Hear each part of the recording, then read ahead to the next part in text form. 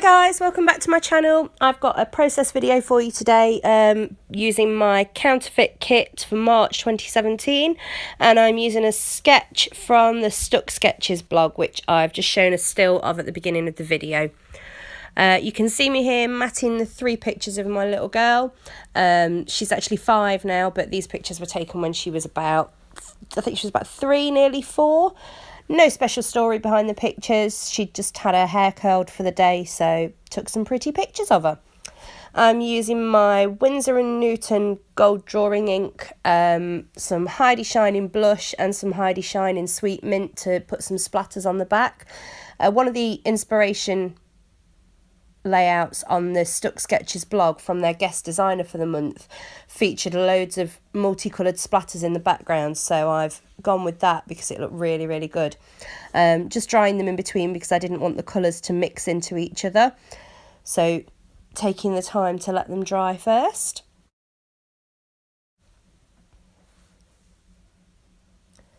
That's the Sweet Mint going on now. I'll show you them in close-up when they're all dry so that you can see the colours.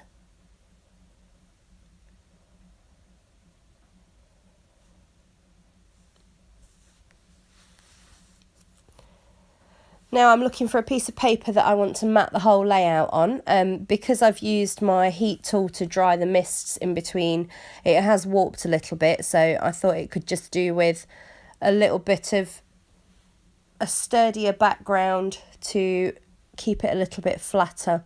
Obviously by gutting the paper it didn't make it that much sturdier, but it did sort of anchor it down a little bit, so it definitely helped.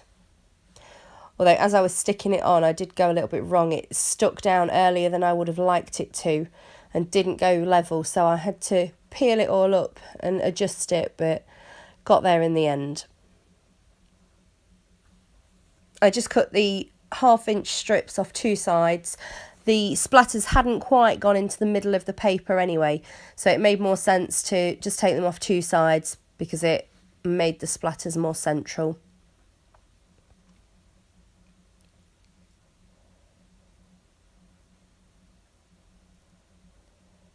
And that's where it stuck down wrong, so I had to peel it back up.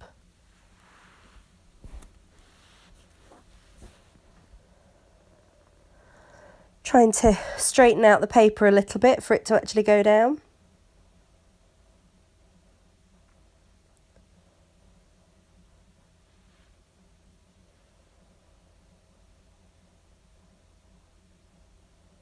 And it went down much better that time. Now I'm placing the photographs on the layout where I think I want them. I moved the one that was in the top left over to the top right so that she was looking more into the layout instead of looking off the page. Matting all 3 photographs on the pink Spotty My Mind's Eye paper. If you've not seen the kit that I'm using, I did a video of a kit share yesterday, so I'll link up that video in the description bar, so if you want to have a closer look at what is in my kit then you can do that. I'll also link up the Counterfeit Kit challenge blog and their Facebook and Instagram, etc., so that you can have a look at that. This is the Cocoa Vanilla Studios. Still not found out the name of this collection, but it was the boy collection from about a year ago. The aqua and white striped paper to go behind 2 of the photographs in the top left and bottom right.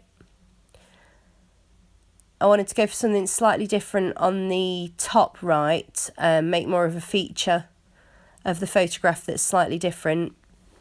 And also I want to make more of a feature of the title box that's going to be in the bottom left.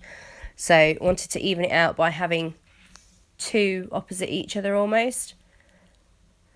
I eventually went with the Cocoa Vanilla Love Always paper to go behind that one.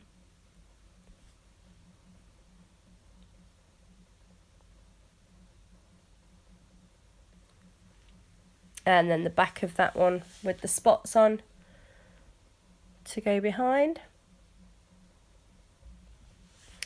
Also wanted to add a bit of fun foam to that because the title box will have more dimension with more embellishments and title, etc.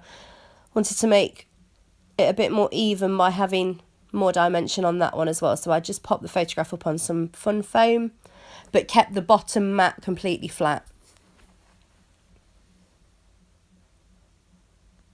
Okay, so committing to sticking all the photographs down where they're going to be. I wasn't too fussed about having them completely even. I'd cut the mats and layers a bit wonky anyway with scissors, so not completely perfect squares. So I wasn't that fussed about getting them all completely straight. This is where the title is going to go.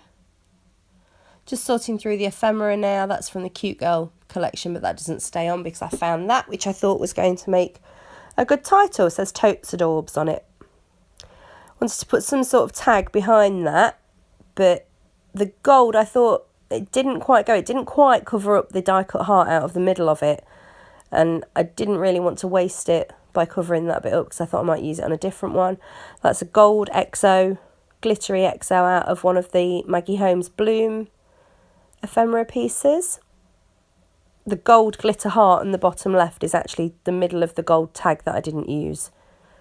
That was a puffy sticker from the Coco Vanilla Studios Love Always collection. I went with diagonal opposites for the XOs. I do want to put something else up in that top right hand corner. I didn't just want to leave it as the puffy sticker, but I couldn't quite find what I was looking for to go there at the minute. I had thought about fussy cutting some of the butterflies, which I do eventually do, but forget to do it until I've stopped recording, so they're on the stills but not on the video. This is another cutout sheet from the Coco Vanilla Studios Love Always collection. Didn't originally include this as part of my kit, but I found it and decided that I would add it because it had a few more little ephemera pieces. So I cut out a little chevron arrow for the top left and another little arrow type bit that said, I think it said love this or heart this, to go at the bottom right.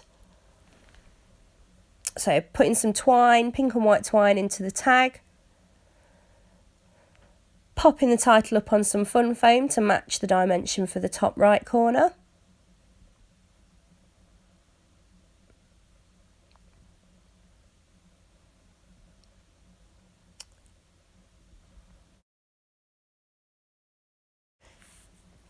And now gluing down all the embellishments. The glue that I'm using is Creative Expressions. I think it's an acrylic glue. It's in quite a fine line bottle. I actually bought that at a crop a few weeks ago because I ended up going to a crop with no glue, no double-sided tape, no way of sticking anything down. So yeah, and then two of my friends that were there also had no glue or tape, so I ended up buying some just so that I could finish a layout while I was there. These are the Tim Holtz Small Talk stickers. I'm going to stick one each on each of the photos and part of the title. I think the one that I've put up in the right hand corner says Be Original. You'll be able to see that on the stills easier.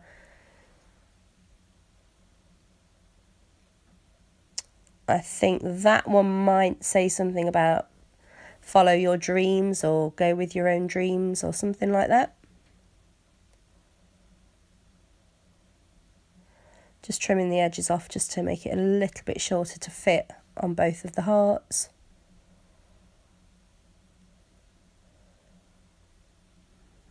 Not sure what that one says.